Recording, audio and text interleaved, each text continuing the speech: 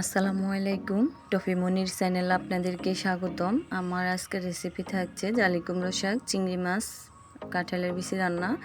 তো আমি চুলোতে কড়াই দেওয়ার পরে তেল অ্যাড করে দিলাম, তারপরে পেঁয়াজ রসুন অ্যাড করে দিয়ে নেড়ে চেড়ে নিচ্ছি।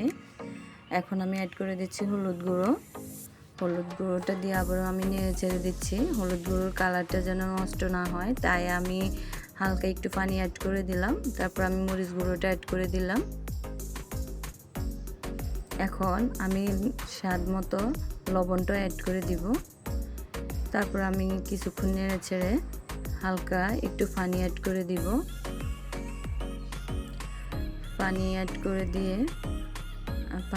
করে দিব এবং আমি পানি অ্যাড করে দেওয়ার পরে বলক আসার জন্য অপেক্ষা করব। আমি এখন চিংড়ি মাছগুলো অ্যাড করে দিচ্ছি। চিংড়ি মাছগুলো অ্যাড করে দিয়ে নেড়ে ছেড়ে নিচ্ছি, ঢাকনা দিয়ে ঢেকে দেব। তারপর চিংড়ি মাছে বলক আসার পরে আমি অ্যাড করে দিব কাঁঠালের বিচি। তো দেখেন চিংড়ি মাছে বলক চলে আসছে। আমি এখন কাঁঠালের বিচিটা অ্যাড করে দিচ্ছি। কাঁঠালের বিচিটা অ্যাড করে দিয়ে আমি কিছুক্ষণ নেড়ে চেড়ে নিচ্ছি।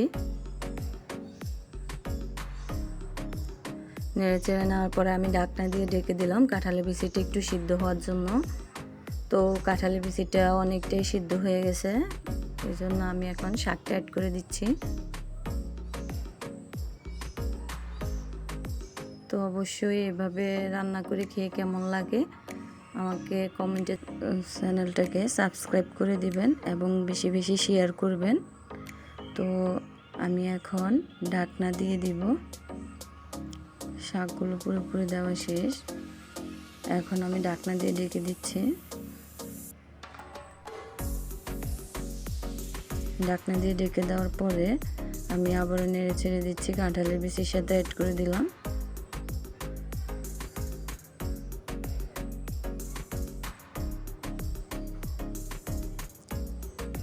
তো আবার আমি ঢাকনা দিয়ে ঢেকে দিলাম।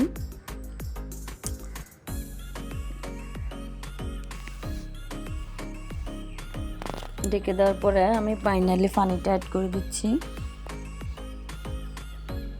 পানিটা অ্যাড করে দিয়ে আমি আবারও নেড়ে ছেড়ে দিচ্ছি। নেড়ে ছেড়ে দিয়ে আমি আবারও আপনার রান্নাগুলো কমপ্লিট হওয়া পর্যন্ত অপেক্ষা করব। আমার রান্নাগুলো কমপ্লিট হয়ে গেছে। দেখেন মাশাআল্লাহ কত সুন্দর হয়েছে শাক রান্না। তো আপনাদের থেকে কেমন লাগলো অবশ্যই আমাকে কমেন্টে জানাবেন, বেশি বেশি শেয়ার করবেন। সবাই ভালো থাকবেন। আল্লাহ হাফেজ।